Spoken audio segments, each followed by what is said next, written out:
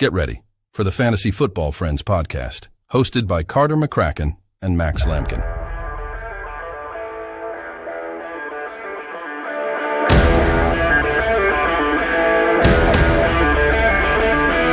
What's up, guys? So today we're going to be bringing you our wrap-up of Week 3. A lot of interesting stuff to talk about, so I think we're just going to get right into it. First, we got some news. Mike Will, as a Chargers fan, I know this hits personally for you. Tore his ACL, guys. Had a great game against Minnesota. Out for the season now. Really unfortunate if you're a Mike Williams owner. Very unfortunate if you're a Chargers fan. Something we hate to see in all of football. Happens all too often. Keenan's going to keep doing what he's doing. Josh Palmer and Quentin Johnston. Obviously, Josh Palmer comes first in terms of waiver wire. Quentin Johnston could see an uptick in his usage out of necessity. So good thing if you took a flyer on him later in the season. Pat Mahomes, all good after I don't know if it was an ankle scare or something. He was limping, but he says he's all good now, so that's good. We've seen him play through injury all last year, including the Super Bowl. Not worried about him. Christian Watson and Aaron Jones, both limited Tuesday. Would like to see them ramp things up by the end of the week, certainly by Thursday, Friday. I want to see them practicing in full, guys. Haven't seen them play. Haven't seen Aaron Jones play since week 1. Have not seen Christian Watson all season. If Christian Watson's out, obviously Dobbs continues to be the number one guy there. Dillon, although he hasn't showed much, still RB1 volume. David Montgomery, also limited Tuesday. So keep an eye on that if you're a Monty owner. Saw Jahmyr Gibbs get a big share of rushes, although he didn't do much, but nonetheless, volume is volume. Saquon Barkley is actually day-to-day. Does that surprise you at all? No, not too much, based on how they were talking about him. Right. I mean, they called him a quick healer, and then even right after it happened, even though it was a high ankle sprain, they were still saying, didn't rule him out the Thursday night game coming up against San Fran. I still wouldn't expect him to play. Yeah, I'm in the same boat as you. Brandon Ayuk practices Monday, guys, so good thing for him coming off that shoulder injury. Did not play last week. Debo, though, not at practice Monday due to rib injury, so they don't release their official injury report until Wednesday. So we'll have to see how that's going for Debo. Obviously, you want to see him out there. Has had an explosive season so far. Big bounce back year from last year. Especially that Giants game was huge for him. Anthony Richardson, Jalen Waddle are both going through concussion protocol still, so keep an eye on them if they're on your squad. Something that should be clarified a little more Wednesday, Thursday, we should have a good idea of whether or not they will be playing this weekend. Jimmy G and Gus Edwards both enter concussion protocol. Jimmy G was not having a good game as it was. Gus Edwards was. Unfortunately got knocked out with that concussion against the Colts. Derek Carr is week to week. AC joint sprain in the shoulder. So Jameis Winston obviously takes over. Expect a little downgrade in that offense, but not a whole lot. I think Jameis Winston is a guy that can keep it up. We saw him going downfield a little more than Carr was once he entered the game against the Packers. So not too much of a hit to that offense, although Derek Carr is obviously the superior quarterback. You don't go out and sign a guy or trade for a guy like that unless he is. Finally, also for the Saints, I think we announced this last week, but Jamal Williams is on IR. Obviously, Kamara coming back. That just makes Kendre Miller, I think, the number one backup in that offense right now at the running back position. So, guys, that wraps up the news. Before we get into the games, a weekly review for our predictions. Wait. Okay, so I did want to mention a couple of things. Chargers picked up a guy from the Steelers practice squad, Simi Fehoko, and this has to do with Mike Williams. Okay. Basically, he's a speedster, ran a 4.37, I want to say 40. And, a lot of times people have questions about the Chargers, with the downfield throw. We don't have a lot of speed in our offense, so he's someone that could come in and start getting some work. I actually really like the fact that we got a speedster for once. And I'm pretty sure that's all I wanted to say for that. Okay. Yeah, I see. You said Kendre Miller, too. Yeah, I mean, if he impresses, it'd be interesting to see what happens when Jamal Williams comes back, if he still gets the Jamal Williams role. That will be interesting. A little crowded. I would expect Tony Jones probably get cut or he's going to relegated practice squad or something. But yeah, I see Semi Fehoko. I think he was a draft pick this year to the Cowboys. I remember seeing his name in the headlines a little bit. Got cut by Dallas and then signed to Pittsburgh, and obviously guys now on Los Angeles could play a role there. Might be key. We saw DeAndre Carter, a guy who is kind of known for a speedster, do really well for y'all last year. So Josh Palmer's the guy to have in that offense if you're looking for a second option, though. So, weekly predictions. 11-5 for the second week in a row, guys. Carter 9-7 on the season. I'm now 32-16. Carter's 27-21. So we are both above 500. Yeah, nice. We'll get into which ones we got right and which ones we got wrong. Starting off with Titans and Cleveland. Now I don't know why we both went with Tennessee, but we did. Cleveland, Deshaun Watson, dude, gotta give him credit. He played a damn good game. Yeah, I mean he looked a little bit better. You hope to see it continue, but we'll see. Yeah. Titans defense kind of sucks, so if there's going to be any game to do it, we said it was kind of a bounce back game for him. He bounced back, so it's going to be interesting to see what happens next week. I still have him as a QB too. Yeah. Did you see that throw though when he was getting like mid sack and threw it like directly backwards? Mm-hmm. I was like, yo, what is going on? But he had a 78 QBR, so that's really good. But like you were saying, it is a soft matchup, but that is a matchup where you do want to see him capitalize on. So it was really good to see that out of the $230 million man.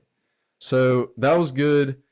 The backfield was a bit odd to me this week. We saw Jerome Ford lead the pack with 10 carries, obviously going against a strong front in that Tennessee line. Pierre Strong got 6 rushes. Kareem Hunt got 5 rushes. The tight end Harrison Bryant got 2 rushes. Marquise Goodwin got 1. Elijah Moore got 3. So guys, a lot of guys getting rushed in that backfield. Jerome Ford is the number one. Saw 10 rushes, got the touchdown, salvaged his day through that. Actually got 2 touchdowns, 1 receiving, 1 rushing. So really saved his day through the touchdowns. 2 receptions on 33 yards. Amari Cooper, big day from him. He was my lock. Guaranteed you 20 points. He came through for me. 7 receptions, 116 yards, and a touchdown, guys. Was second to Elijah Moore in targets, but I don't think there's much there. Like Amari Cooper is the alpha in that offense.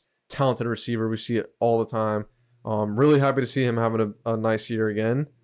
About Jerome Ford, because I did want to say something about him. Kareem Hunt is going to be a needle in his side, however you want to say it, thorn in his foot. I think that his upside last week, before this week, was his highest. This time, Kareem Hunt. And, yeah, you're seeing other people get rushes. So, Jerome Ford is still a guy you can start, but not a running back, he's not a top 12 running back as some people were projecting him to be, getting that Chubb role. Yeah, his volume is going to be questionable, but I do think he's a start, like you said. He's going to be the lead back. He has a little more versatility than the guys behind him, so I think that's obviously a plus. Yeah, he definitely saved his day with the touchdowns. Yeah. So Elijah Moore, guys, 12 touches overall, led the team in targets, actually, like I said. Converted on all those targets, 9 receptions for 49 yards. Obviously not very efficient. 3 rushes for -1 yards, so not much to see there. David Njoku, not a good game again. You would think if Deshaun Watson has a good day, you'd like to see Njoku get a little more. Only 4 receptions for 20 yards. So right now it's looking like he's in that bunch of streaming options versus being solidified as a tight end 1. 10 receptions on the year. Yeah. Just not 11% target share. I mean, it's not average target distance of 2. Really? 2 and a 4th yard. So I mean, you don't really want any of that. He's the complete opposite of that. Like he's a stretch the field type of guy. Let him get out and run. Athletic, yeah. No, he's getting the snaps, but I mean, it's tight ends. Like if you have one good game as a tight end, you're a top 10 tight end right now. Yeah. So moving to Tennessee side of things, guys. I don't even know what to say. This was just a beatdown. I mean, nothing good. Tannehill was awful. Derrick Henry was awful. Tajay Spears wasn't even good. Hopkins got 7 targets, only 3 receptions for 48 yards. Obviously led the pack in that. Okonkwo, 3 receptions for 7 yards. Obviously, guys, not a good matchup. Cleveland's defense is legit. I think it's safe to say that. And do you think Cleveland's a front runner in this division? Not like No. not like saying like they're head and shoulders above the rest, but do you think they're the leader in this division as we speak? No. No. No, You I give it haven't Cincy? seen it. I haven't seen it. Yeah, I still have Cincy. As long as Burrow's playing, I would rather Burrow with a calf injury than Deshaun Watson right now. Even after that game against Tennessee, if he does that consistently, like if he actually starts to put up numbers on a consistent basis, yeah. Cleveland's defense has been, they're number one in efficiency in all 3 weeks. So, I mean, they are the they're best legit. defense in the NFL week to week right now. Myles Garrett had 3.5 sacks. Yeah. Dude, that's crazy. So, I mean, like, you can make a case for it. They're a force Certainly. for sure. Yeah. I just wanted to see your thoughts on that because I heard that. I was like, I hadn't really thought about that. You just kind of assume since he's the top team in there, but with them sputtering a little bit, obviously they rebounded last night. We'll get back to that, but something to think about. Yeah. So moving to Detroit, Atlanta came to town, got beat up by Detroit. I think this was like a really, even though it was a low scoring output for Detroit, I think it's like they can win by dominating with their defense. I know Atlanta. So this was a game to me where the strength of the offense met the strength of the defense, and the offense just had nowhere to turn to.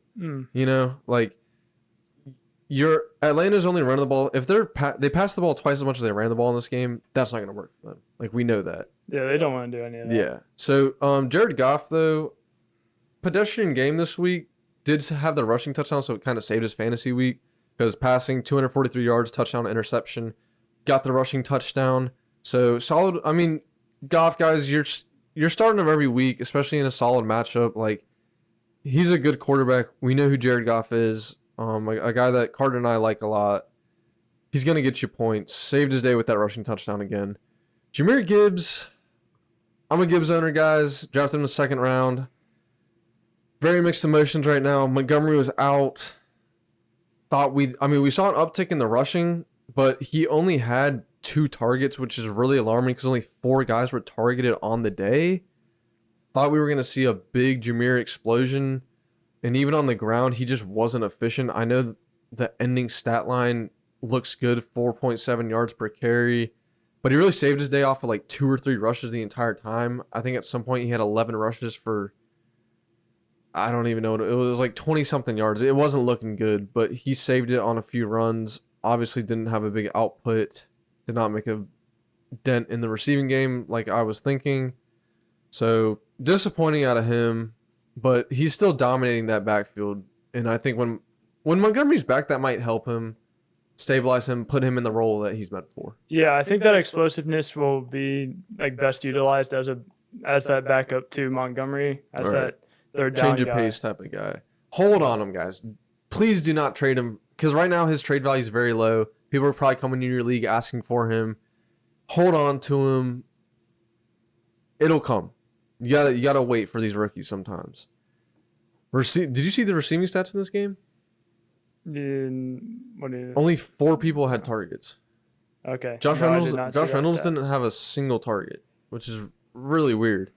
Amon-Ra did what he does, guys. 9 receptions, 102 yards, 12 targets. Led the pack in just about everything except touchdowns. Amon-Ra is just, he's a beast right now. Like he was my number 5 guy coming into the season, guys. He's doing what you and I both thought he was going to do. He's delivering week in, week out so far. So big things for him. Sam Laporta, a real coming out party this week. My guy, Sam Laporta. Been telling y'all for weeks now. 8 receptions, 84 yards, touchdown, 11 targets.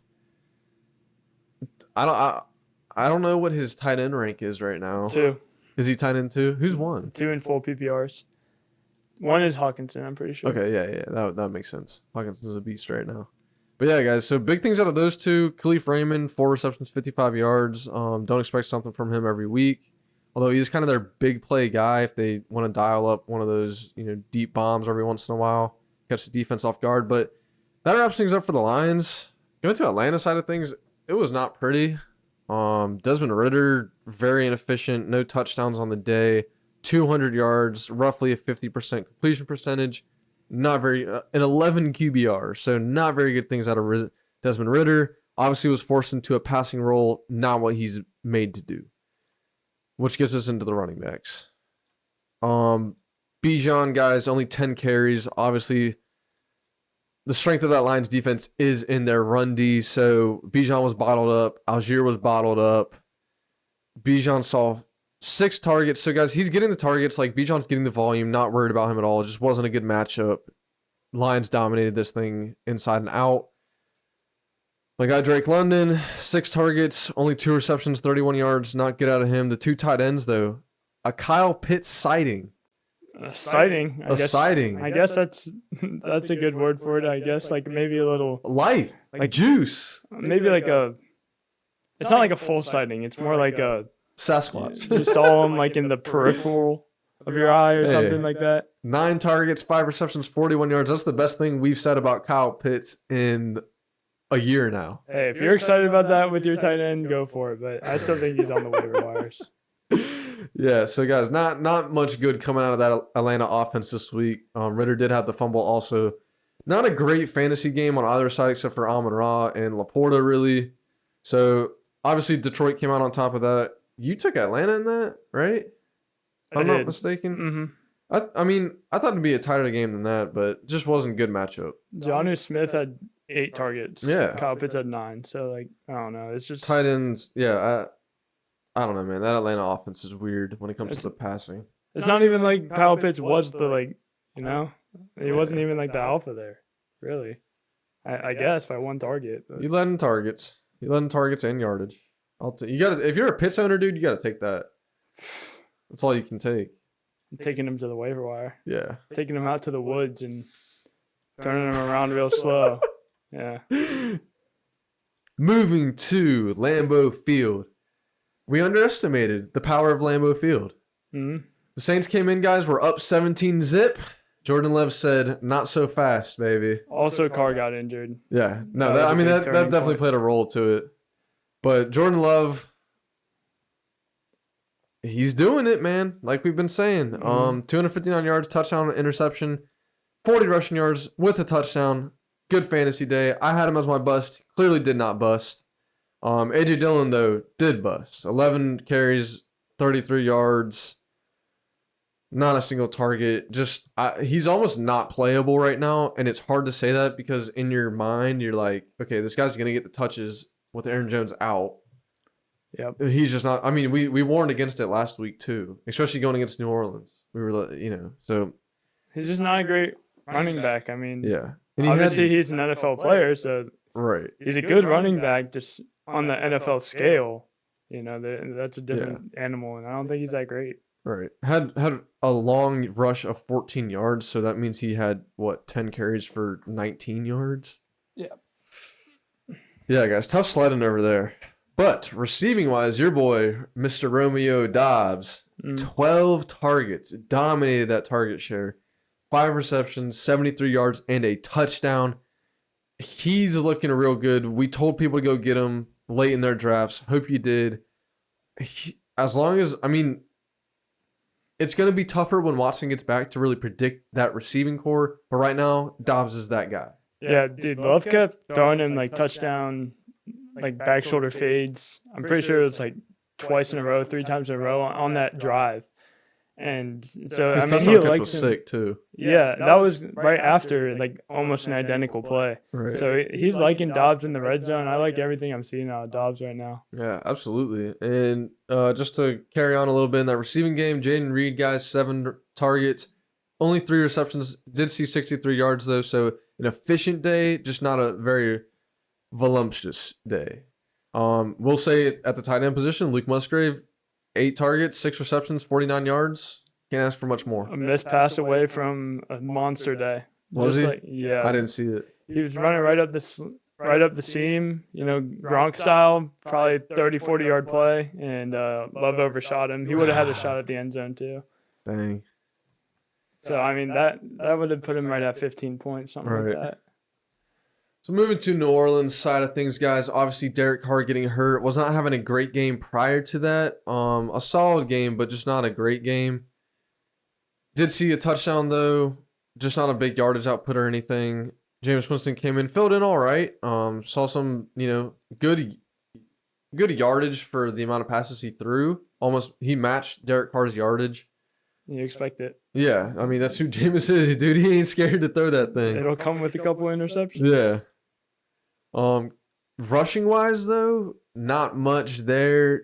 I mean, this Packers defense isn't great, isn't horrible, just kind of middle of the pack, but not major talent in that backfield. So not something we were expecting to see.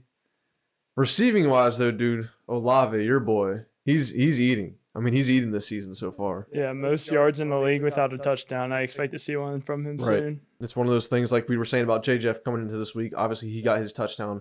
But guys, when these guys see major output, like I think Olave's seen double-digit targets every game, if I'm not mistaken. Yeah, he's over 100 yards as well. Yeah, he's gonna get a touchdown here, and even if he doesn't, clearly, you can like, he's putting up numbers right now. Yeah. Michael Thomas, guys, 6 receptions, 50 yards.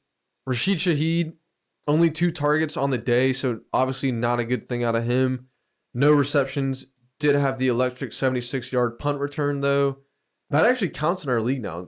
Did you realize that? I did not. Yeah, I didn't either, but I saw Shaheed did that, and so I kind of checked my team, and I saw he had 6 points, so I thought that was pretty cool. So they don't give him any yards for it? Just a touchdown, yeah. Yeah, that's cool. Really I like that. I also just want to talk about Chris Olave. Dude, he is so good. A technician. That's all I want to say. He's a technician. So he can do anything and everything. He has the most insane highlight reel 3 weeks in. Like he just keeps putting up like these insane catches. Very good. Very, very good player. We both took New Orleans in that. Obviously, guys, like I said, underestimated the power of Lambeau Field. I think if Derek Carr stayed in, they would have won. I would not disagree. 17-0. But ultimately, he did not. Yep, that's football. So, guys, the next game we have for you, you've been hearing about it all weekend from when it happened up until now. You'll probably hear about it all until next week. Everyone's suddenly a fan of this team. Miami Dolphins, I mean, they trampled Denver 70-0, or I'm trying to give them 70-20. Denver did score. I mean, I don't even know where to start. You have Mostert, so we'll start there. Great week out of him. Was not even the top running back on the team and still put up, what was it, 45 points? 47. 47 points, 13 carries, 82 yards, 3 rushing touchdowns, 7 receptions, 60 yards, and a touchdown. I mean, I'll just go right. Devon A-Chain, 18 carries, 203 yards, and 2 touchdowns. 4 receptions, 30 yards, 2 touchdowns. Those 2 players combined for 97 points. I'm at a loss of words. Like, I don't even know I don't know if we've ever seen something like this before. I can't recall ever seeing something like this before. Obviously, 70 points is the most we've seen. I don't even know. I know the Redskins put up, I think it was 72 or 73. It's been for the record in time. 1966, if I'm not mistaken. I mean, it was amazing. Tua, obviously, great day. Had more touchdowns than he did incompletions. 300 yards. More touchdowns with his right hand than he had incompletions. Yeah. I'm pretty sure. Okay, how many incompletions he had? 3. He had 3 and he had 4 touchdowns. And he had 2 touchdowns with his right hand. Did he? Yeah. Dang. So I mean, guys, even Mike White came in 2 for 2, 67 yards and a touchdown. They were unstoppable. Yeah.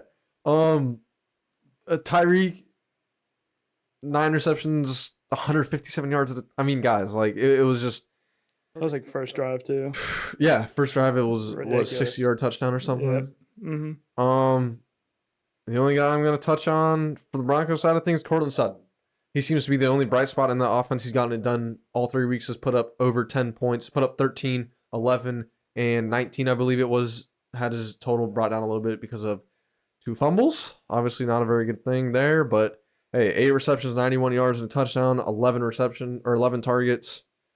Jerry Jeudy posted a solid stat line, actually. 5 receptions, 81 yards, 7 targets. So it seems that Sutton is the alpha right now in that offense. So, guys, I think Sutton is a flex week in and week out. If you're deciding between him and another guy, I'm perfectly fine with playing Sutton. He seems to just be that guy that Russ is comfortable throwing the ball to. Yeah, I don't mind Sutton as a flex. I've liked that.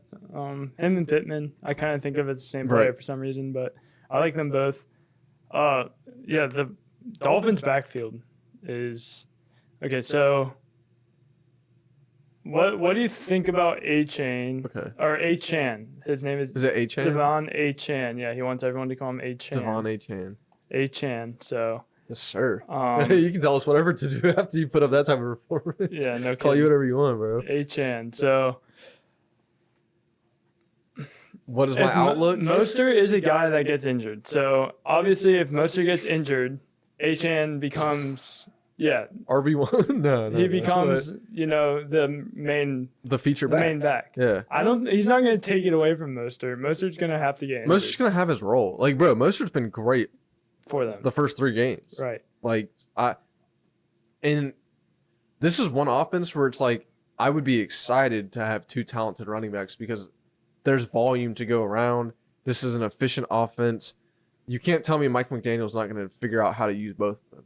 Now, one thing I will say that's hitting my mind right now, with Jalen Waddle out this game, there was a little more volume to go around to other players. Obviously, like, I don't know how this would have played out. Obviously, he didn't play, so I can't tell you that. But I don't know if this was a thing where they got up so much and wanted to give the rookie the ball, see what he can do, because he did pace them in carries. Mm-hmm. So I don't know if they were just trying to get him the ball, see what he does. You know, it's a blowout game. Hey, let's get our rookie some touches, warm him up. I think it's definitely something to keep an eye on. You're not afraid of starting Mostert, and certainly I think I don't want to say start A-Chan. A-Chan. Mm-hmm. A-Chan. Devon A-Chan. Yep. So, like, I think moving forward, you can be excited about having either of these guys. I really do. Yeah, I kind of have the same outlook. I wouldn't go ahead and just start starting A-Chan though. I feel like this is true. This where is an he could like outlier come back game to. Oh yeah, I mean this is the outlier definition of outlier. So maybe next week with Jeff Wilson will be coming back soon. So that takes away some Right. touchdown upside.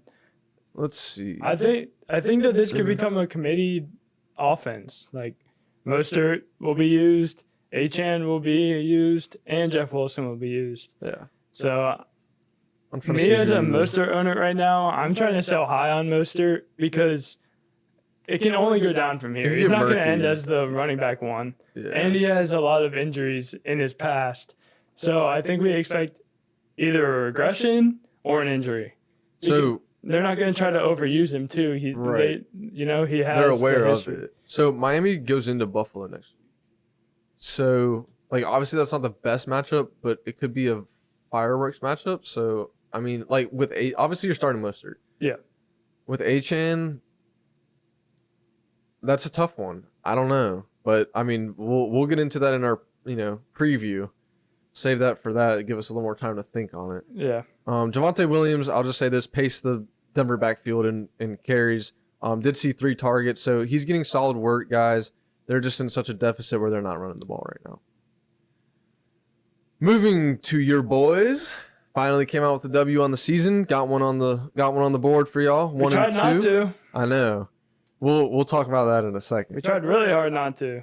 So Chargers came into Minnesota, got the W. Minnesota's now 0-3. One guy you got to give credit to, no matter what, Kirk Cousins, dude. I mean, like, he puts up Quarterback stats. one right now. Yeah, 367 yards, 3 Kirk touchdowns, and an Cousins is the interception. quarterback one. That's crazy. This is Devon A-Chan is the running back 6.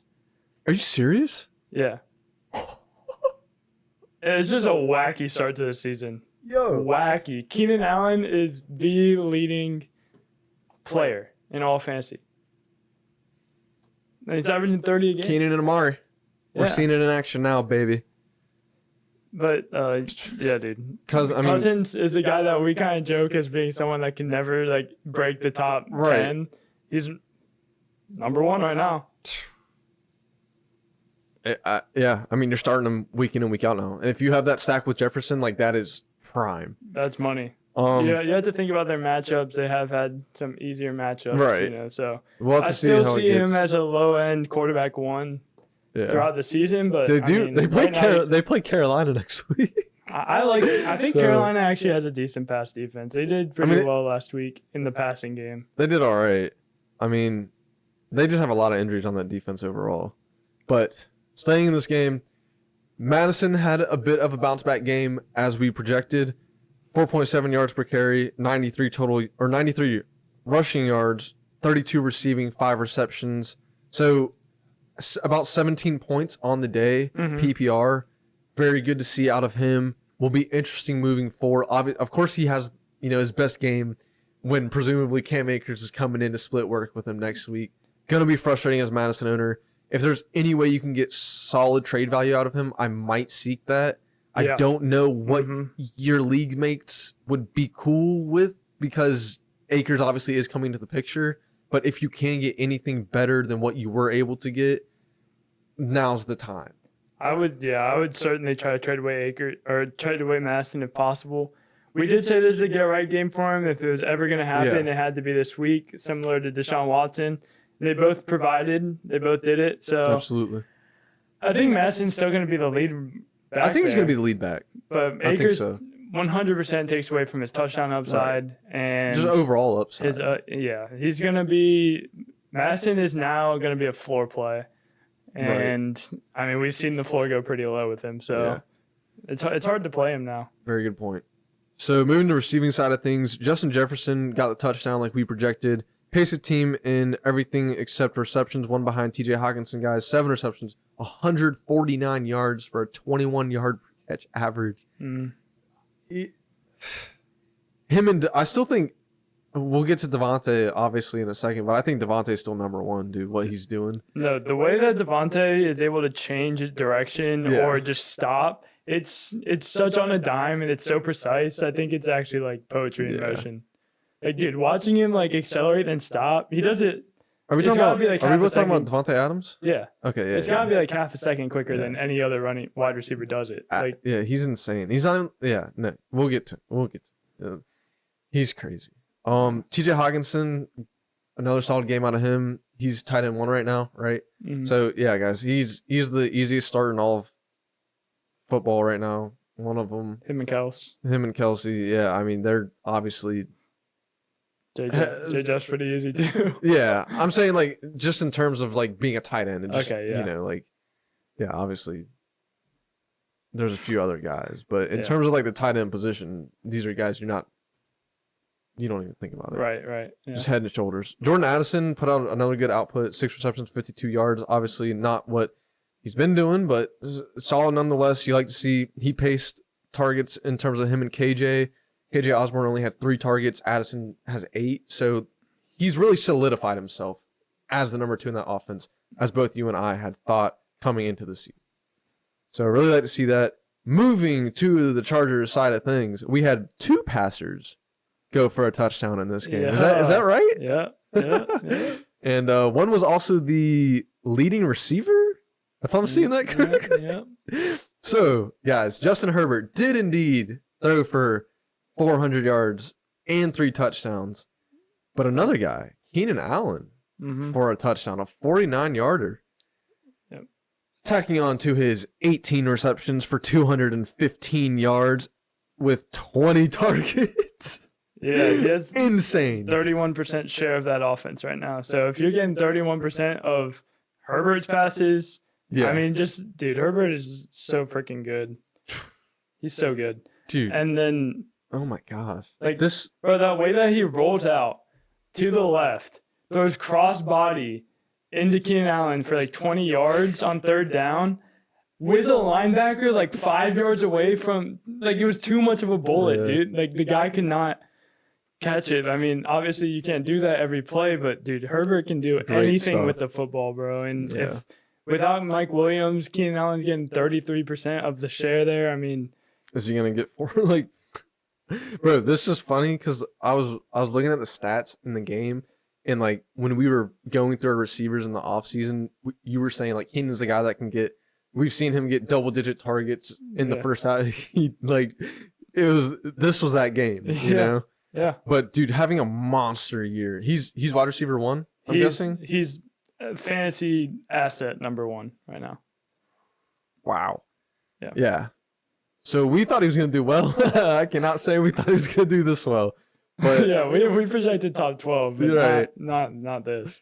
Yeah, no, he's a beast right now. Obviously, guys, saddening, although Mike Will had a great game, almost matched Jefferson's stats, but came out with the ACL tear out for the season. Very upsetting. Josh Kelly was very ineffective, did not see a big workload as it was, though. Only 11 carries for 12 yards. So really waiting for Eckler to get back to see anything going in that run game as it stands. Yeah. Kelly is not the guy that we thought he could be. Does go against Vegas next week, though. Still startable. Yeah. I mean, but just not the guy we thought he was going to be. Yeah. Agreed. Josh Palmer, though. Obviously, want to touch on him a little bit. He slots into that number 2 role. He's obviously the guy to have, has experience. Saw him do really well last year in that offense, even with Mike Will and Keenan in. Obviously, they were kind of rotating on injuries last year. Yeah. Nothing as major as an ACL tear to one of the top wide receivers, though. So Palmer, guys, is the top wide receiver off the top of my head in terms of waiver wire. If not, Tank Dell. I like Tank Dell for Houston. Yeah. We'll get into him in a second. The tight end game, kind of funny. Gerald had 6 receptions. Parham had 2. Parham scored on both of his. Yeah. But Gerald caught all of his targets for 30 yards. Not very efficient. Dude, the stat they were saying about Parham was crazy. It was what was it? 46 catches? 10 touchdowns? Something like that. Like, I'm pretty sure it's somewhere around like 15% of his. That's crazy. Or like 20. No, it's above 20% of his catches are touchdowns. 10 for 46 would be above 20%. Yeah. He's what, like 6'7", 6'8", something like that? He's 6'8", yeah. Yeah, that's dude, running around on a football field like that's insane. He's Herbert's favorite target in the end zone. I think that's pretty clear. Yeah. Like when they get there, Parham is gonna get a target. They even like his touchdown wasn't even just like I'm gonna moss you. They actually split him wide. Right. So I mean he's gonna be. I mean if he, I wouldn't play him, but just a fun player to watch. You know? So that's a game we both got right, both with Los Angeles in that one. So obviously fireworks like we predicted, good starts all around except for Josh Kelly, really. Yep.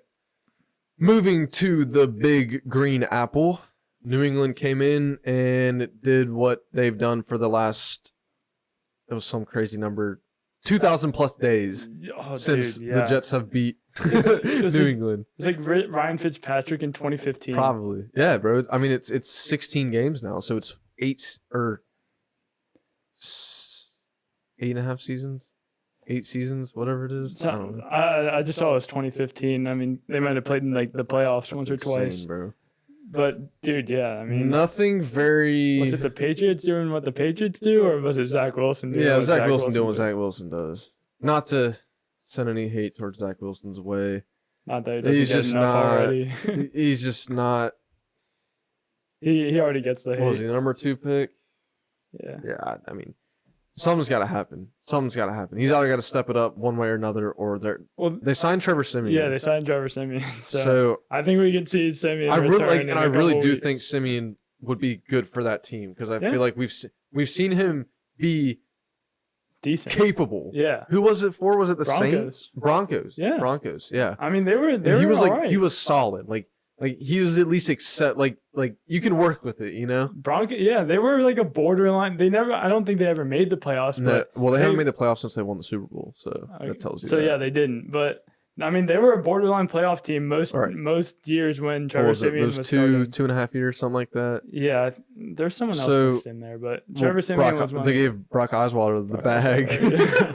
That's it. But yeah, guys, nothing notable. Breece Hall paced the team in carries, 4 ahead of Dalvin. Neither of them very efficient, both under 3 yards a carry. Garrett Wilson, though, is kind of a bright spot. 5 receptions for 48 yards, nothing major. Paced the team in everything, every statistical category for receiver. So, I mean, that's some life. It's still, he's a flex play right now. Like, he's a wide receiver 3 right now, in my mind. Oof. Like, you can't. Oh. I mean. No. I know. Your hopes and dreams are just shattered. No. I mean, that's what he is, bro. Like his ceiling is like his floor is like the bottom. Like his floor is the basement. It's got to be. Come on. Bro, Zach Wilson. He's not on a week-to-week basis. There are easily 24 wide receivers that I would have ahead of him. Wide receiver 2. Wide receiver 25. Can we compromise? Garrett Wilson's just a tough play right now. Obviously, you have to start him in the lineup just because of his talent, capabilities. Other than that, no one else is really on the radar. Patriots, things like you said, nothing really looked good there either. I mean, this is a stout New York defense, but Mac Jones, 200 yards and a touchdown. So, obviously nothing big out of him. Zeke Elliott sighting, 5 yards a carry, 80 yards. Good stuff out of him. Reception for 7 yards. So, like to see that out of him, some juice. Ramondre, on the other hand, have not seen that real, I guess, efficient game out of him yet. This game was a stinker, 59 yards on 19 carries and only 1 reception. So usually if he doesn't get it done in the running game, we usually see him pick it up in the passing game. Mm-hmm. Obviously that was not so in this one. So, and no New England receiver really separated themselves from the pack in this one except for Pharaoh Brown, the tight end. Not something you're going to see week in and week out. Hunter Henry busted this week also, which means he might be primed for a good one next week. I called the Hunter Henry bust just on the wrong week. I called it last week, and he did really well. And then so this week, you called it last week and week 1. Well, week 2, I said no. Was he? It was your bust week 1 when no one was thinking about it. I was like, bro, is anyone even thinking about Hunter Henry? I was like, nah. Goes off, of course. Yeah, I said, nope, no one is, but he's going to bust anyways. So, guys, obviously, New England came out on top on this one. We both had New England. Just wasn't an exciting fantasy game in any aspect, unless you had their defenses, I guess. Yep. Now, getting into this one, the Bills came into the Capitol and spanked the Commanders. Yep. In every facet of the game. Sam Howell, things will get better. That's what I have to tell myself. See, this is where it is. I was here coming into the season. Week 1, week 2, we play crappy teams and still pull out the W even though it's super ugly, and then it just dives. And it just keeps going down the rest of the season. And that's where I'm at right now in terms of my faith in the 2023 Redskins football season. Sam Howell sacked 9 times, 4 interceptions. I mean, guys, what are we doing? Brian Robinson did average 7 yards a carry. Amazingly, that guy's a dog. Having a good season. Can't say anything bad about him. Terry seeing the volume, not the efficiency this week. Did not find pay dirt, obviously. Antonio Gibson still fumbling the ball. We didn't touch Josh Allen. That's why Josh Allen had a solid game and didn't have to do much because James Cook picked up 98 yards off of 15 carries. And, I mean, Josh Allen still had 2 total touchdowns, 218 yards passing, 46 on the ground. Your boy Latavius Murray found pay dirt. Yep. Saved me, I guess, a little bit. Did. You had to start him this week. Saved you. James Cook, guys, is a legit running back. Like, he is legit now. You can start him. We saw him do it last week. This week, week 3. I mean, I like that to see him do it the week after he has a big breakout. That's really good. Also saw, he's going to have a good receiving role, obviously. To see him get it done 2 weeks in a row in the run game is very encouraging. Yep. Stephon Diggs, an absolute dog. 12 targets, 8 receptions, 111 yards. Gabe Davis got his big touchdown. No other receptions on the day, but those really are only the 2 notable receivers out of this one, guys. Neither of those tight ends did anything. Both had 2 receptions. Kincaid 3 yards, Knox 14. So Diggs led the pack. Davis just got the touchdown. Yep. So, I mean, kind of what we expect out of that offense.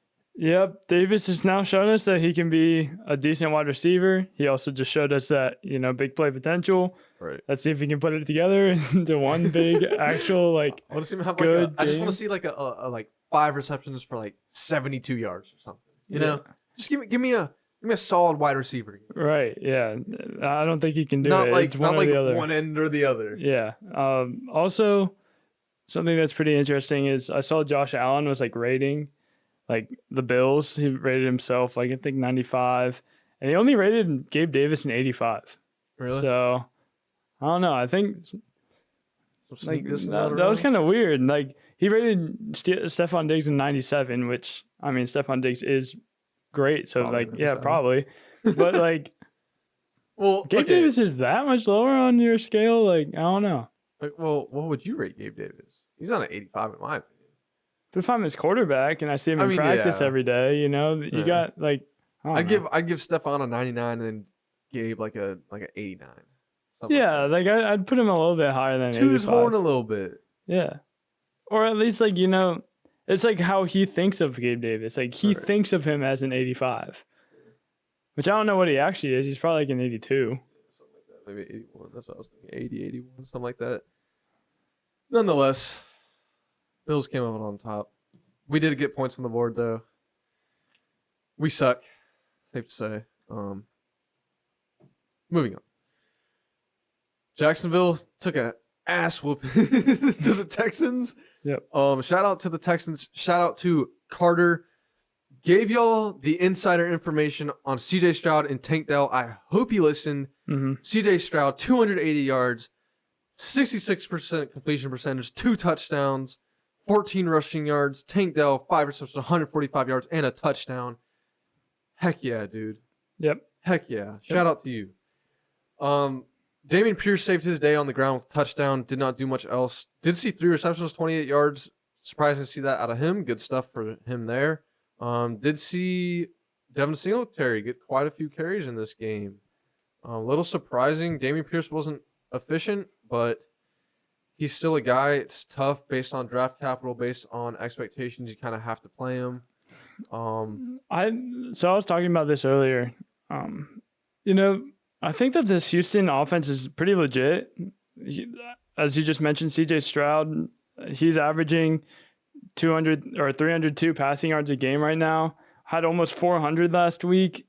Quarterback ratings Hasn't thrown an interception. over 103.5 and then a 118.75. Yeah, has not thrown an interception. Right there with Justin Herbert in that space. Just had to add that in. But I mean, like he looks like a confident quarterback. Yes, he fits does. he fits the mold, and he will be a quarterback for a very long time. He is an NFL quarterback. Yes. I love it. I love it. Like he's not even. he's a guy we're gonna be talking about for a long time. Yes. And Yes. that gives me confidence in one Tank Dell. He led the team in targets last weekend. Week 3. Week 3.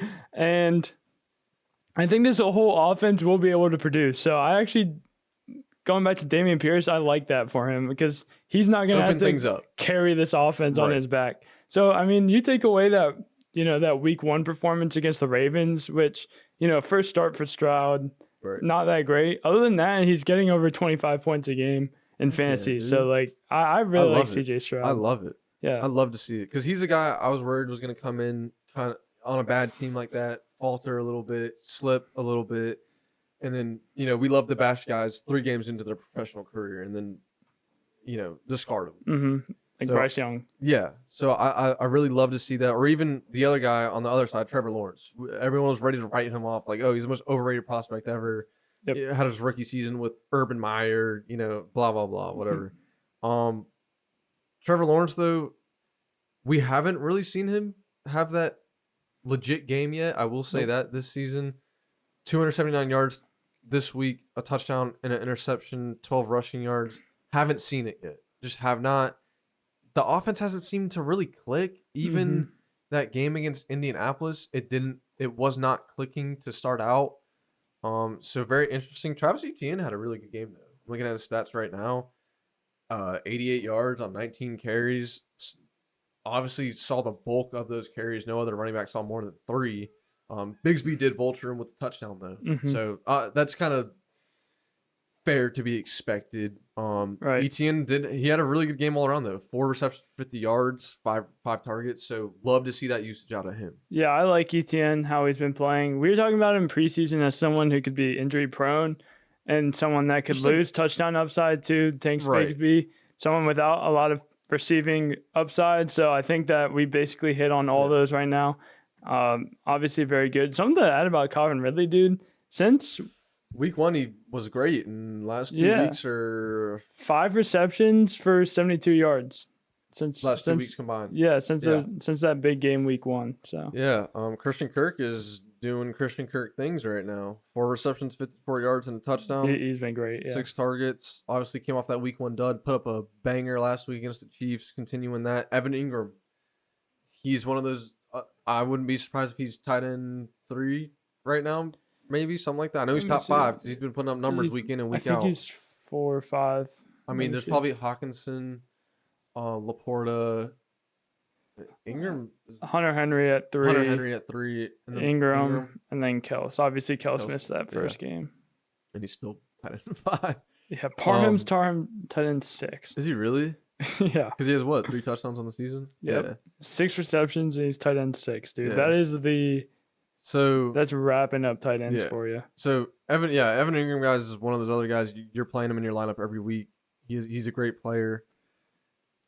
Take note that Zay Jones was out, so I do think how we're seeing it right now, I think that receiving core is a little headache-ish. What we're leaning, season long, I feel like it's going to be a guessing game. Obviously we have seen that Calvin Ridley can do it in this offense, so you have to start him. He was a 3rd round pick in your league, probably. I know he wasn't ours, so I mean, that's just what I'm looking at. Yeah. Moving to my upset prediction of the week. Colts came into Baltimore, got the W. Nice, dude. Nice prediction. Because I was roasting, but Everyone was. It's okay. how did you know that? I don't, dude. Don't ask me, bro. I have no idea. That was just a gander. The Colts are 2-1 now.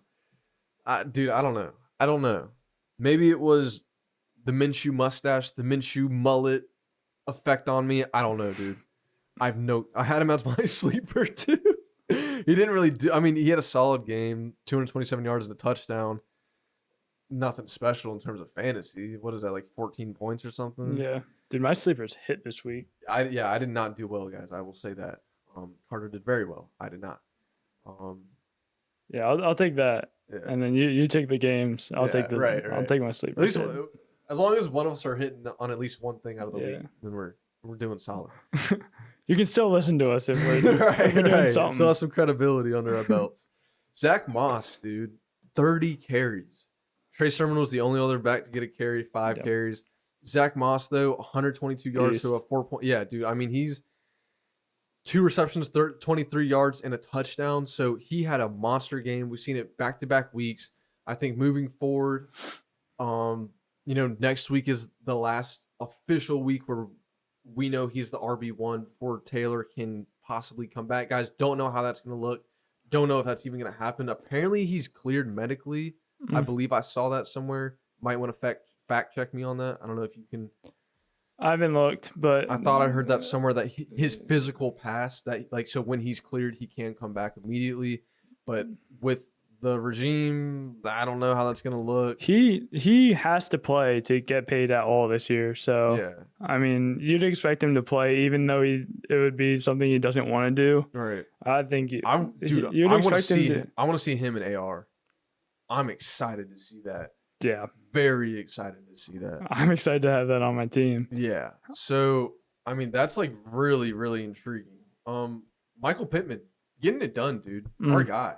Yep. 9 receptions, 77 yards. He's having a really low average, but they're kind of using him as like an all-around guy. To me, I always think of Michael Pittman as a deep ball guy, but for the last 2 seasons now, he's been used as an Kind of like an in-between guy. Yeah. So, I mean, 11 targets. Josh Downs actually paced the team in targets this week at 12. 8 receptions, 57 yards. So that was really good.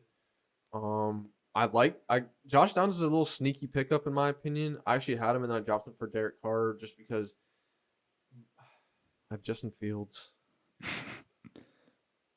We don't have to talk about We'll him get to yet. that in a second. So, yeah, Michael Pittman, guys, having a good season. He's obviously in your lineup. Got him in a very fortunate round. As Carter and I were saying, him and Cortland Sutton were both great picks for where they were going in the 8th, 9th round. So props to you if you had the balls to go and take him. Lamar Jackson, 200 yards, passing, 2 touchdowns, and 100 rushing yards. So saw Gus Edwards go out early. good things out of Lamar. Wasn't a great passing week for him, but obviously a guy that in fantasy gets it done with his legs also. So really picked up there just purely off of rushing, had 22 points, and then you add in the 8 off of the passing yardage. 30 points, 30 bomb right there for you. So good stuff out of him. Gus Edwards, unfortunately, saw him go out with the concussion. Saw 51 yards on 11 carries. Lamar had a fumble or interception, right? He had a fumble, yes. He had 2 fumbles, lost 1. Okay. So. Because you said 30, and I was playing him. Right, 28. I thought it was 28. You're correct. See, guys, that's why you need 2 people. Accountability. So if Gus Edwards isn't good, guys, Justice Hill obviously misses game with the foot injury. Melvin Gordon slots in as that number 1 guy this upcoming week. Just going to be interesting moving forward. Not sure what to think of that. Obviously, we'll have a few more days before our preview. Going against Cleveland. That ain't good. Receiving wise, Zay Flowers paced the team and everything. 8 receptions, 48 yards, 10 targets. Not an efficient game by any means. The volume saved him there. Was it 13 cents 83 who asked us Flowers, Kelly, and Madison? Yep. Going into Sunday. So we told him Madison, 13 cents 83. I hope you listened. Hope you won the week. Flowers is obviously a good guy to have. He's seeing the volume. So moving forward, as we were saying earlier, with the Akers situation, Flowers might be your de facto pick. Yep. The default pick. I'm not using de facto correctly. So yeah, guys, Colts pulled it out, squeaked it out, and dude, Justin Tucker missed a field goal. I saw that. A big field goal too. Dude, I forget the stat. It was like 23 of 25 on like game-winning field goals or go-ahead field goals. Some stat where I was like, dude, oh yeah. I like actually wasn't watching because like I knew he was gonna make it. I went to like go do something and then came back and saw I missed it. Made me check everything twice, made me pinch myself. But he missed, and Matt Gay had 4 field goals of 50 plus yards, I think. Something crazy like that. Yep. Good for him. Good for the Colts, I guess. 2-1, baby. Yeah. Sneaking up on that division, bro. Yeah, that division's anyone's. Because the Jags are 1-2. Tennessee's 1-2. Houston's 1-2. Colts are 2-1, baby. Yep. I mean, the Jag. They gotta get it right. There's no way they do. You'd think they do too, because they did last year. Yeah. Okay. Yeah. Figure that out. So figure that out, Jacksonville. Doug Peterson. Yeah, Doug.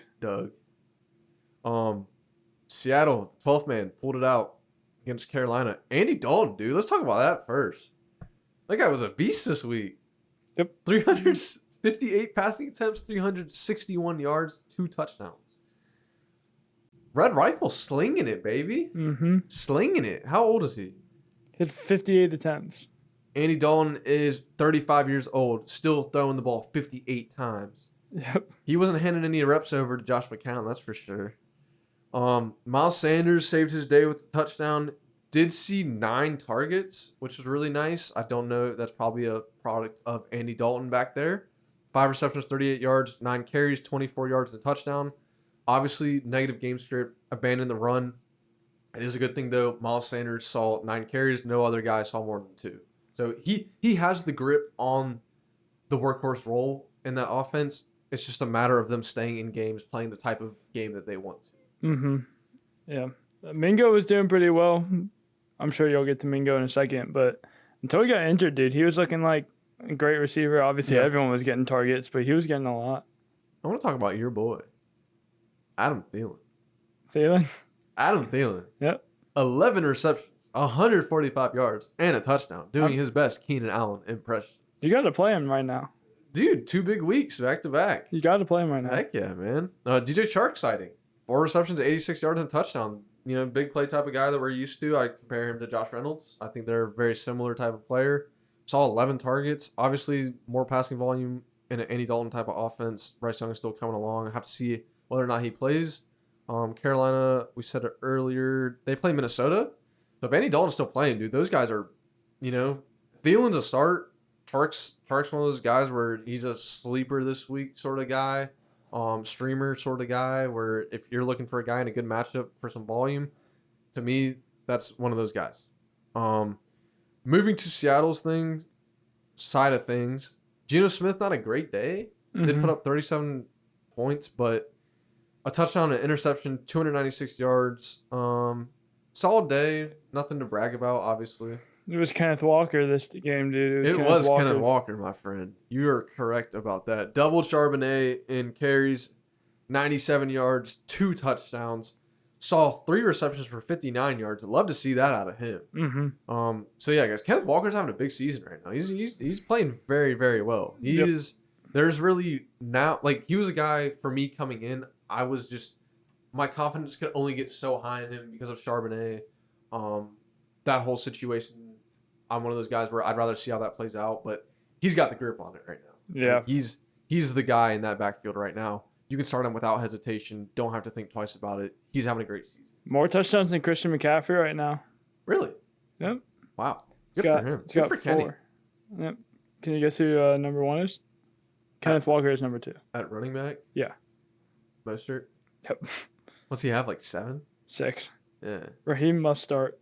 Raheem must start. 41 attempts. Christian McCaffrey has 60 attempts. Okay. We keep going. DK continued to prove me wrong. I love it. Just like another guy that we'll get to soon. 6 receptions, 112 yards, and 8 targets. Paced the team and everything. Tyler Lockett and JSN were nowhere to be found. DK, guys, having a great season. He's proven me wrong. I'll sit here and say it. I love it. I love to see it. I like DK's talent.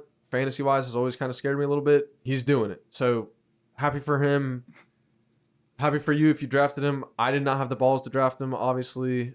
Y'all know how I felt about him. I'm liking him more week in and week out now. So, very good things for him. Moving to a game I really don't want to talk about. Kansas City and Chicago. Okay. We don't really have to talk much about it then. Patrick Mahomes, 3 touchdowns, 272 yards. Did what that guy does. I think it's funny, though. Blaine Gabbert came in because they obviously took out Mahomes. Threw the ball 5 times, had 2 interceptions. Not to crap on Blaine Gabbert or anything. It's just like Mahomes is just that guy.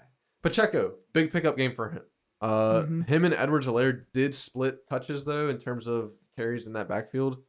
Pacheco and McKinnon, big games. Yeah. Yeah, but Edwards-Helaire him and Pacheco both had 15 carries. 62 yards for Pacheco, 55 for CEH. Both had a rushing touchdown. So similar output there.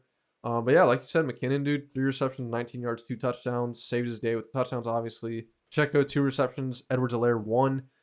I like Pacheco moving forward. In a game like this where it's a little bit more of a blowout, you'd like to think that CEH was only getting touches because of that, but it's going to be a little murky moving forward. I like Pacheco. Neither of those other guys I really like starting or trying to get into your lineup.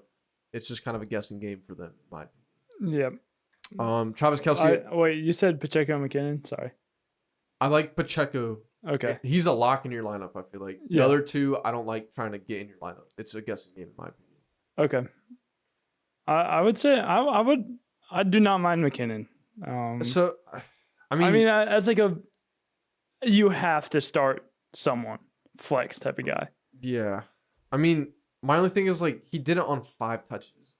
Now I know we saw last year where he put up 9 straight or like, I don't know, 6 straight games with a touchdown or something, but like he only had 5 touches in this game and 2 touchdowns. Like outside of that touchdown, he only had 19 receiving yards and 9 rushing yards. So like it's hard to rely on that. But McKinnon's a guy that finds a way to the end zone. So I understand what you're saying. It's just like buyer beware sort of thing. Yeah, I mean it is what it is. As I said, like not someone you're looking to play, but if you do have to, it comes down to it. Yeah, I mean I don't mind it, especially if CEH gets in the best offense in the league. Yeah. Travis Kelce doing Travis Kelce things, guys. Had his girl in the in the press box with mama.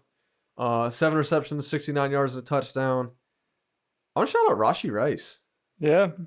My guy. 5 receptions, 59 yards, second on the team in targets. Sky Moore, obviously, we predict a big game out of him. Doesn't do much for us. So, I don't know. that receiving role is going to be a guessing game week in and week out. But Travis Kelce doing Travis Kelce things. Now, here we are. Staring me dead in my eyes, guys. I folded on my Justin Fields prediction. That was the worst prediction of my 2023 fantasy fortune telling. He sucks. He's trash. On the goal line there, Cole Kmet was wide open. No one was within 5 yards of him. I swear I thought Fields was looking right at him, was going to dart him, and the dude just fold. I don't even know, dude. It's really bad. It's really, really, really, really, really bad. DJ Moore saved his day with a touchdown. The rushing game's no better. I don't know, dude. I don't know. DJ Moore, I guess, is in your lineup as a flex. Fields, it's the Toilet Bowl next week. They face Denver. The Toilet Bowl, boys. Yeah, that's gonna be an interesting preview. Hopefully, you're not getting that in your regional coverage. I would feel really bad for you. You're probably only getting that if you live in Illinois or Colorado, or I guess like the immediate surrounding states. But Justin Fields, I'm gonna start him. I have to ride with my guy. Y'all can make your own choice. I'm probably just delusional right now. Yes. Don't know what to do. So. I think that is the correct But assessment. the Toilet Bowl, man, in a game like that, you never know what's going to happen. I'm rolling with my guy. Last week, I'll do it. Unless he has another soft matchup after that. Well, this week, he'll do good, and then... I have to start him, and then I'll come in here with both fist raised. That propels you for, 3 more weeks of Justin Fields? Right. Yeah, because then it'll be like the following week, I'll be like, all right, guys, he came back. Got to start him. And then he'll do bad. I'm like, oh, you got to see how he does. And then, it's just going to be a cycle. So, guys. I want to see what happens if Alvin Kamara and Justin Fields both have a big week. Oh, I can't wait for the predictions. If you're still alive to tell the tale. Or maybe, it's going to be interesting. I want to see what happens. Kamara. All right. Moving to the upset of the week. The Cardinals. They made fools out of the Cowboys. They made fools out of Cowboys fans. Mm-hmm. You know what finger I'm holding up behind this, guys? You know. The Chinese middle one. Dude, everyone was predicting the Cowboys to be like Super Bowl favorites after 2 weeks. When they played who? The Giants and the Jets. The Jets. And then the Cardinals, and they can't get it done. And they don't do it against the Cardinals. Like it set them up so perfectly for the storyline to be, wow, this Dallas team is actually insane after 3 weeks. And now it just all got flipped on its head. They do what they do. Dak Prescott sucks. He's garbage. It's so funny, dude. Looked like trash through the game-sealing interception into triple coverage. Classic. Tony Pollard, the only guy that looked good for Dallas in this game, averaged over 5 yards a carry, 122 yards, and 3 receptions for -1 yard. So a little awkward there, but still put up 15 points for you. Michael Gallup had a good game though. 6 receptions, 92 yards.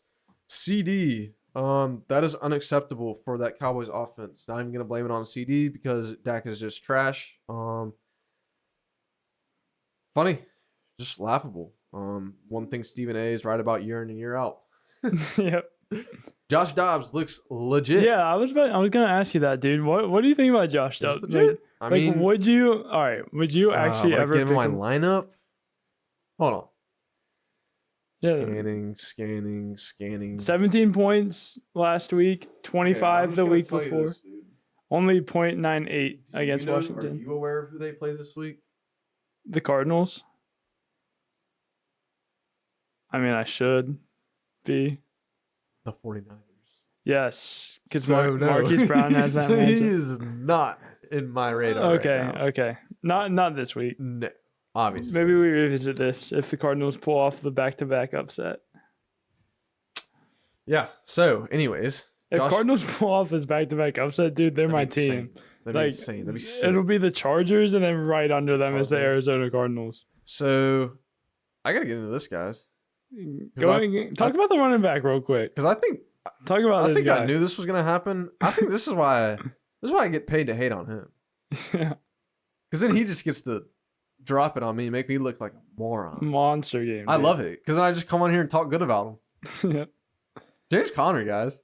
My bust of the week at running back. 14 carries, 98 yards, 7 yards a carry, a touchdown, 2 receptions, 18 yards. He is that dude. Went against a good Dallas front. I thought he was going to bust. Clearly did not. Made me look like an idiot right now. James Conner, shout out to you, man. Make me look like a moron. I mean, dude, he's doing it this year. I love it. I love to see it. Marquise Brown had a good game. 5 receptions, 61 yards, and a touchdown. They just did it. I mean, yeah, like big upset week, dude. Big That upset. Rondale Moore Rondale Moore rushed in a nice touchdown. Three rushes, 54 yards, 4 receptions, 8 yards. So saved his day with a touchdown, obviously. Zach Ertz, a little notable. bad 2 game. receptions, 6 yards. Obviously, you're going to get a bad game out of a tight end every now and then. The tight ends as a whole, him and McBride only saw 3 targets. Don't know if that was a product of what the Dallas defense likes to do or game planning from Arizona offense, what happened to be open, what Josh Dobbs was seeing. So They actually figured out a way to be good. Right. Maybe if you want to win you got to sacrifice Zach NFL Ertz. game, you don't target Zach Ertz 10 times. That's Zach Ertz is a guy I like for fantasy, so don't get me wrong. I do like him. But moving forward, guys play him. As an NFL strategy, I don't think that targeting 30 plus year old Zach Ertz is like a winning one. Moving into our Sunday night prime game, the Steelers went into Las Vegas and won an absolutely horrendous game.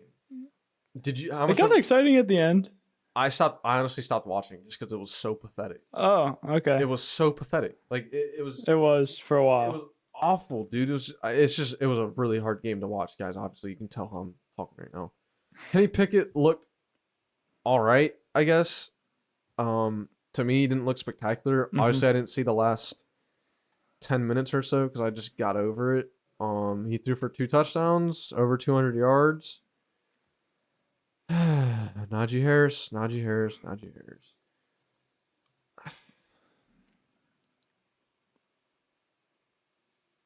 Shoulder shrug. I don't know, dude.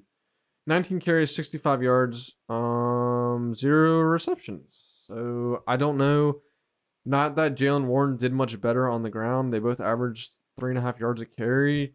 Jalen Warren obviously is more of the receiving back in that offense. I do want to touch on this. I think their play calling is like the worst in the NFL. Like it's the most predictable play calls I've ever seen. Steelers? Yes, like it is horrible. Like when Najee gets in the game, I feel like the entire defense knows exactly what they're about to do. They run awful schemes. They run. I don't know, dude. They're. It's terrible. Like I'm sitting on my couch predicting exactly what they're gonna do, and they do it. Najee Harris, dude, is like he's a talented back. I'll give him that. Like he's fighting for his life to get to the line of scrimmage. That's what I'm saying, bro. Like I don't know. There were way too many rushes where I saw him, like he was getting blown up in the backfield due to blown blocks or blown schemes, whatever. That one rush he had out of halftime that was sick. Yeah. That spin move he hit. Oh my gosh. That was sick. I was like, oh yeah, we're about to get things rolling. Do you think Jalen Warren could end up being the running back of that backfield by the end of the year? He's not. So, because the way I see it right now is kind of like Ezekiel Elliott, Tony Pollard. Right. So to me, like he's never gonna get the bulk of carries / touches. He's just gonna get more spaced touches, if that makes sense. Like Tony Pollard, Zeke, like you're saying. Okay. It's just tough. That running game just doesn't look good. And against the Raiders, we said this last week. If you're not getting it done against them, I don't know who you're gonna get it done against. They are playing Houston next week, who has a soft run defense. Saw Travis Etienne, like we said, have a good game. So I mean, Najee almost has to stay in my lineup. I do get Kamara back this week, so looking forward to that. But one guy I want to touch on, George Pickens, good week. Efficient week, 6 targets, tied for the lead with Calvin Austin, who's a little bit of a notable pickup if you want to take a flyer on a guy. But George Pickens, 4 receptions, 75 yards. Pat Freiermuth, good game. 3 receptions, 41 yards, got that touchdown. Nice touchdown catch from him. So those 2 guys did what we expected. Good stuff out of them. Jimmy G, not a good game. This game just really frustrated me watching it. Josh Jacobs, another trash game out of him. I don't know. He did have 3 receptions for 18 yards on 5 targets. Devontae Adams. Yep. He's good at football. 20 targets, 13 receptions, 172 yards, 2 oh my, bro. He's the best receiver in football still. I'll say it. He's better than Justin Jefferson right now. I ain't afraid to say that. I'll take some heat for it. I don't care. You know how there's routes in Madden where player sprints and then goes at a perfect 45-degree angle to the as a corner route. Yeah. That is Devontae. He runs. Everything he does is so precise. Best route runner, best receiver, whatever you want to say. It's so precise. Yeah, they were talking that Jimmy Garoppolo was saying that he's I'm trying to learn how to be a quarterback. I heard that with Devontae Adams because there are things that you don't do that you do with Devontae Adams. Yeah, I heard Collinsworth saying that too. I think so. This is my take on Myers. I think he's a guy you can flex right now because when you look at it, it's him and Adams. Jacoby Myers has the second highest snap share out of everyone in the league right now. If I'm not mistaken. He's really high in snap share. Devontae Parker's 100%. But behind, because my point here, guys, is Jacoby Myers saw 12 targets and 7 receptions. Hunter Renfrow saw 2. DeAndre Carter saw 1. So am I right on Myers being second? Devontae Smith is at 99.3. J-Jeff at 99.2. Myers is up there in something. I forget what it is. He's really high. But yeah, guys, so I'm growing on Myers. Great to see him come back from concussion and produce. It's him and Adams, and then everyone else is a big drop off. So I like Myers on your roster. I like him being a flex play if you need it. Certainly a good guy to have. Someone you didn't have to pay a premium for in your draft. Yeah, 16 receptions over 2 games they played. Yeah. So 2 touchdowns. So Pittsburgh came out on top that one. Carter, you had Oakland. I can't blame you. Bit of a toilet bowl junior there. Yeah, you just expect better out of them. But I mean, I put my bets down on Steelers, so you won. At least there was some of that. You won what counted. Yeah. Moving to our first Monday night game, Eagles and Tampa Bay. That Tampa Bay offense did not look good. Looking at it right now, their first 1, 2, 3, 4, 5. Their entire first half was comprised of 3 punts, a fumble, an interception, and a field goal. But Mike Evans. Trust me. I'm going to talk me some Mike Evans. Him and James Conner, guys. My 2 busts of the years that are just... Word I can't say on me. Taking a deuce on me right now. I mean, me too, dude. I thought the same thing. I did not expect this out of Mike Evans. He's 3rd in yards per route run, which is my nerd stat that I love. He's right behind Tyreek Hill. He is the wide receiver 1 there. There's no denying that. Absolutely. Which is something as low as I was on him, something we kind of alluded to, playing to Baker's strengths was the one thing we saw where that gave us some hope for Mike Evans if there was any at all. And clearly it's playing out really well right now. Start with Jalen Hurts though. Did have 2 interceptions, 2 touchdowns though, 1 on the ground, 1 through the air. So saved his fantasy day through there. DeAndre Swift, dude. He's in your lineup. Yep. He's in your lineup. Because, I mean, he only had 2 more carries than Kenny. Mm-hmm.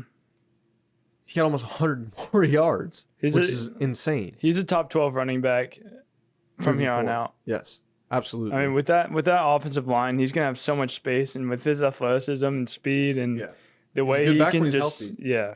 We've said that before. Mm-hmm. So, I mean, very good stuff out of him. If anything, they just start to find more ways to use him, too. Right. Because he only had 1 reception. Right. And he's kind of a receiving back. That's kind of how we know him. Getting to the receiving side of things, A.J. Brown, monster game out of him. 14 targets. I mean, he dominated everything, guys. 14 targets, 9 receptions, 131 yards. I mean, he's a stud. Mm-hmm. What we want to see out of him, unfortunately, came at the expense of Devontae Smith, only having 4 receptions for 28 yards. Dallas Goedert, 5 receptions, 41. Acceptable out of your tight end. Goddard, we're still waiting for that big game out of him. Waiting for a touchdown, hopefully. Talented tight end, talented team. So you got to keep playing him. You're playing. I mean, undoubtedly. what else are you gonna do at tight end? Right. Tampa Bay, Baker came back to earth in this one. Obviously, kind of predicted that a little bit. Yeah. Had a touchdown and an interception. Did he have the fumble? No. Rashad White did, unfortunately. So Baker, guys, came back down to earth. Rashad White came back down to earth from his big Week 2 performance. Obviously Philly's the superior team in this situation, so I don't want to overreact here. I still think Tampa Bay is a solid squad this year, actually. Who do they have up next? They have New Orleans, so it should be a good test. If Carr's out, division game. It's in New Orleans, though, in the Superdome. If Carr's out, I kind of lean Tampa Bay in that. I don't know yet. Don't want to make any too early predictions. With Kamara coming back. Oh. I forgot about that. Definitely got ahead of myself there. Yeah, we know where I'm going with that one, guys. Don't let me sit around here and pussyfoot around. Mike Evans, 5 receptions, 60 yards, a touchdown, continues to just put me in the dirt. Good for him. Good for Mike Evans owners. Good for Tampa Bay fans. Chris Godwin's struggling a little bit. Doesn't play to Baker's strengths as much as Mike Evans does. Highlighted that earlier. A guy that's tough not to have in your lineup, but I think if you got him at a lower round, hopefully you got a guy a little ahead of him that is more solid than him. Guys, always send us your lineup debacles. Chris Godwin, whoever else, is going to be something I think you're going to contemplate throughout this season. He's just a little shaky right now, in my opinion. So that wraps up that game. Philly came out on top, 25-11, guys. Second Monday night game. The Rams went into Cincy. Was not a great game. Got exciting there at the end a little bit, but Stafford did not look. Dude, the pressure they were getting on him was insane. Yeah, I think he had 6 sacks. Shout out to Trey Hendrickson. Yeah, sacked 6 times. Shout out to Trey Hendrickson. Had a huge game. Both those defensive tackles, DJ Reader, BJ Hill. I mean, they were just disruptive. That's the only way I can describe that. It was disruptive. It was ugly. Stafford did not have the game that we thought he would. Was he your sleeper? He wasn't either of our sleepers. He was my starter in my lineup. Yeah. But no, my sleeper was CJ Stroud. Right. I forget who mine was. But it wasn't Stafford. Kyron Williams came back down to earth this week also. 2 receptions, 27 yards on 7 targets, though, which is encouraging. Obviously, seeing him get utilized out of the backfield like that. Paced the team in carries, so not worried about that. Didn't see another running back in the game, or at least get another carry. He had 10 carries, 38 yards. Puka, second to Tutu in targets, but first in terms of receptions and yardage. Mm-hmm. He's the wide receiver 1 in that offense, guys, moving forward, so very good stuff to see out of him. Well, for 1 more week. Okay, until Kupp comes back, tears his hamstring, and doesn't play the rest of the season. What is your deal with Cooper Kupp? He's not, bro. He's 30 years old with a reoccurring hamstring injury. He's not playing.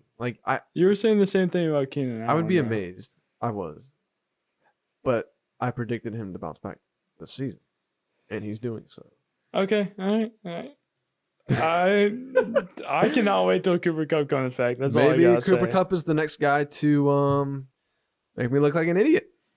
Pack him on the list. I mean, we're just projecting fantasy. It's James Conner, Mike Evans, making me look dumb, but that's a good thing. I like to see guys succeed. So Tutu Atwell, very notable talk on. Mm-hmm. I think he's a guy that's getting it done week in, week out. I was afraid he might come back down to what we're used to Tutu being, but obviously has a big role in that offense. So big things from him.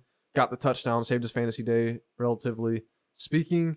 Joe Burrow, still not looking like Joe Burrow, absolutely. 50% completion percentage, 259 yards and an interception, 25 QBR. Not seeing it out of him right now. Yeah. Hopefully they get things moving. Who do these 2 teams have next week? Cincy plays Tennessee. That could be a get right for Burrow. Get right for Burrow, not for Mixon. Although Mixon did get right this game. So we'll hop into that. Mixon, 19 carries, 65 yards, not very efficient. That touchdown was a nice run, though. I don't know if you saw that. Mm-hmm. Saw the had the handoff to the left side coming from the right, cut back to his right. It was a great run. I like seeing Joe Mixon succeed like that. He's a great player. Jamar Chase, though, definitely storyline of that Bengals offense did what we've all been waiting him to do, put up 2 duds so far this season. 12 receptions, 141 yards, 15 targets, a monster game out of him.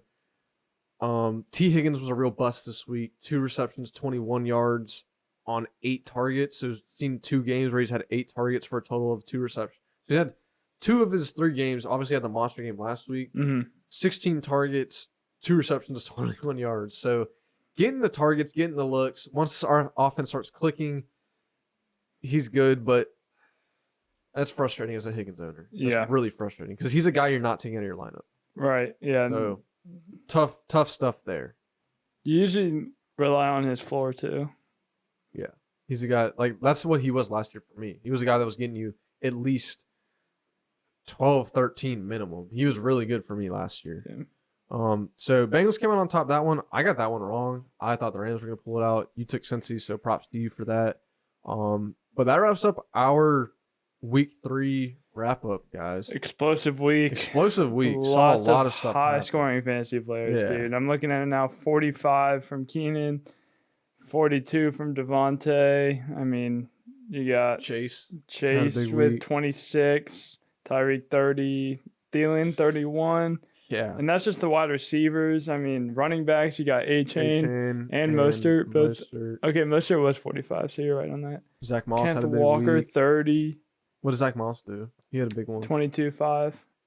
So, I mean, dude, just DeAndre a Swift. monster week. And then you even go to the quarterbacks, dude. I mean, 30.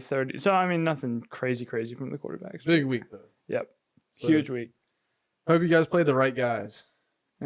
And hope you didn't play the right guys, too. Hope you didn't play the wrong guy? Oh, well. I hope you didn't play the other guy's right guy. Yeah, no, I got you. You guys should get that. Just comment for clarification if you need it.